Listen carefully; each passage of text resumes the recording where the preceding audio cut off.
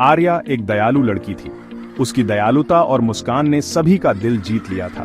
वह एक छोटे से गांव में रहती थी। यह गांव बहुत सुंदर और शांत था, जहां सभी लोग एक दूसरे की मदद करते थे। आर्या को लोगों की मदद करना बहुत पसंद था।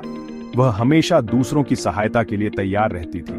वह अपनी माँ को घर के कामों में मदद करती थी। आर्या अपनी माँ के साथ खेतों में भी काम करती थी। वह अपने दोस्तों को पढ़ाई में मदद करती थी। आर्या के दोस्त उसे बहुत पसंद करते थे, क्योंकि वह बहुत समझदार थी।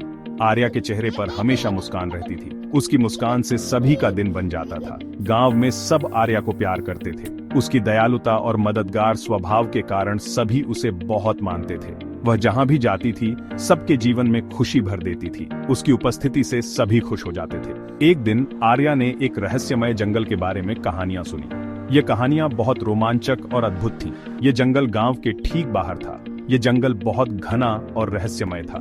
आर्या उस जंगल के बारे में जानने के लिए बहुत उत्सुक थी। वह जानना चाहती थी कि उस जंगल में क्या छिपा है। उस जंगल को फुसफुसाता जंगल कहा जाता था।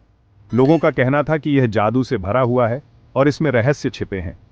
आर्या खुद उस जादू को देखना चाहती थी। वह गांव के किनारे तक गई।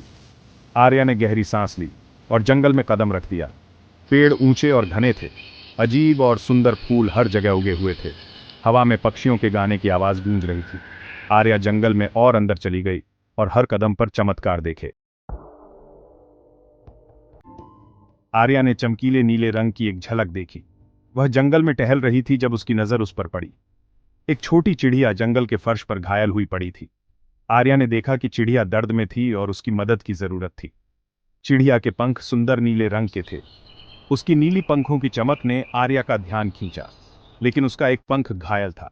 वह उड़ नहीं पा रही थी और दर्द में थी। आर्या ने केयरफुली चिड़िया को उठा लिया। उसने बहुत ही कोमलता से चिड़िया को अपने हाथों में लिया। उसने उसे एक प्यारा सा गाना सुनाया। गाने की मधुर धुन से चिड़िया को आराम मिला। आर्या को पता था कि चिड़िया की मदद कैसे करनी है। उसने तुरंत एक योजना बनाई। उसने उसके पंख के लिए एक छोटी सी पट्टी बनाई। पट्टी को बहुत ही सावधानी से लगाया ताकि चिड़िया को दर्द ना हो। आर्या चिड़िया के पास तब तक इंतजार करती रही जब तक वह फिर से उड़ नहीं गई। उसने धैर्यपूर्वक चिड़िया के ठीक होने का इंतजार किया। भाग 4, पंखों का उपहार। यह कहानी आर्या और एक चिड़िया के बीच की है, जो एक दूसरे के प्रति गहरी कृतज्ञता और समझ को दर्शाती है। चिड़िया ने कृतज्ञता से आर्या की तरफ देखा। उसकी आंखों में एक चमक थी, जैसे वह कुछ कहना चाहती हो। उसने धीरे से चीं चीं की और अपना सिर उसके गाल पर रगड़ा। फिर कुछ जादुई हुआ। आर्या ने महसूस किया कि यह चिड़िया उससे कुछ महत्वपूर्ण साझा करना चाहती है। चिड़िया ने अपना एक चमकीला नीला पंख गिरा दिया। यह पंख साधारण नहीं था, इसमें एक विशेष चमक थी। वह नीचे उड़ा और आर्या के हाथ में आ गिरा। आर्या ने पंख को ध्यान से देखा और उसकी सुंदरता से मंत्रमुग्ध हो गई। चिड़िया ने फिर से चीं चीं की, इस बार और जोर से। उसकी आवाज में एक विशेष प्रकार की उत्तेजना थी। वह उसे कुछ बताने की कोशिश कर रही थी। आर्या ने ध्यान से सुना और समझने की कोशिश की। आर्या को एहसास हुआ कि चिड़िया उसे धन्यवाद दे रही है। यह पंख उसके लिए एक विशेष उपहार था, जो उनकी दोस्ती और विश्वास का प्रतीक था। यह पंख एक उपहार था। आर्या ने इसे अपने दिल के करीब रखा और महसूस किया कि यह पंख उसकी जिंदगी में एक नई रोशनी लाएगा। चिड़िया ऊंचे आसमान में उड़ी और गायब हो गई, लेकिन आर्या जानती थी कि उनकी दोस्ती हमेशा के लिए अमर रहेगी। भाग 5, पानी का संकट। आर्या गांव लौट आई। उसे एक भयानक समस्या के बारे में पता चला। गांव का कुआं सूख गया था। पानी के बिना फसलें नहीं उगेंगी। गांव वाले परेशान थे। आर्या जानती थी कि उसे मदद करनी होगी। उसे नीले पंख की याद आई। आर्या ने उसे कसकर पकड़ लिया और अपनी आंखें बंद कर लीं। उसने कामना की कि कुआं फिर से पानी से भर जाए। जब उसने अपनी आंखें खोलीं तो कुछ अद्भुत हुआ। भाग 6, लालची राजा।